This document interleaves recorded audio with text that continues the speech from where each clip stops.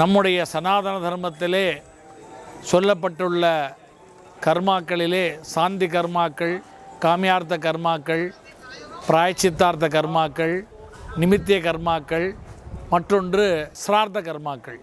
இவ்வாறாக கர்மாக்களை பிரித்து சொல்லப்பட்டது. அதில் சிரார்த்த கர்மாக்கள் என்பது நம்முடைய பித்திருக்களுக்கு செய்ய வேண்டிய நம்முடைய கடமைகளையும் கர்மாவையும் பற்றி சொல்லக்கூடியது.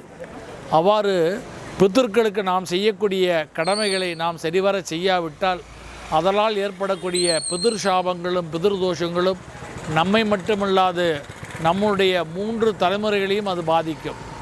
எனவே இந்த பிதிர் சாபங்களும் பிதிர் தோஷங்களும் ஏற்படாமல் இருப்பதற்கு அவரவர்கள் தங்களுடைய 3 தலைமுறை முன்னோர்களுக்கு செய்ய வேண்டிய கடமைகளை கர்மாக்களை முறைப்படி திதி திவசங்களை முறைப்படி செய்துவிட்டால் அதனால் அவர்களுக்கு அந்த சாபங்களும் தோஷங்களும் ஏற்படாது.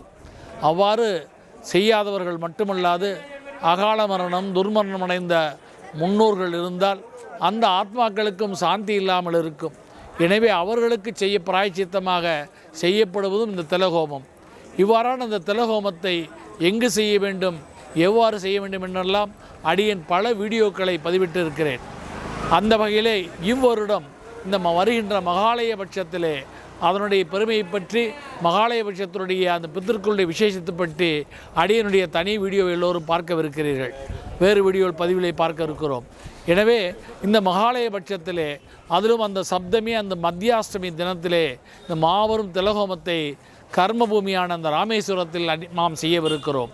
வருகின்ற செப்டம்பர் மாதம் 13ஆம் தேதி சனிக்கிழமை மாலை சர்பசாந்தியும் 14ஆம் தேதி மத்தியாஷ்டமி என்று ஞாயிற்றுக்கிழமை என்று காலை மாபெரும் திலஹோமமும் இந்த ராமேஸ்வர திருத்தலத்திலே நடத்தவிருக்கிறோம். நம்முடைய அருளமதம் சமய அறக்கட்டளை சார்பாக சென்ற வருடம் திருப்புல்லானி கஷேத்திரத்திலே அந்த சேதுக்கரையிலே நாம் திலஹோமத்தை செய்வித்தோம்.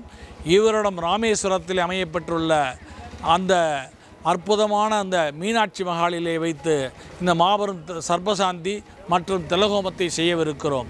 எனவே இந்த மாபெரும் திலஹோமங்களில் மாபெரும் வைபவத்திலே பிதிர்காரியத்திலே அனைவரும் கலந்து கொண்டு அவரவர்களுடைய முன்னோர்களுக்கு தாங்கள் செய்ய வேண்டிய கடமைகளை சரியாக செய்யாவிட்டால் அதற்கு பிராயச்சித்தமாக செய்யப்படும் இந்த மாபெரும் திலஹோமத்தை அனைவரும் பங்கு பெற்று அந்த பிதிர் சாபங்களும் பிதிர் தோஷங்களும் நீங்கி வாழ்க்கையில் தாங்கள் மட்டுமல்லாது தங்களுடைய குடும்பத்தாரும் வளமும் நலமும் பெற அடியேன் வேண்டிக் கொள்கிறேன்.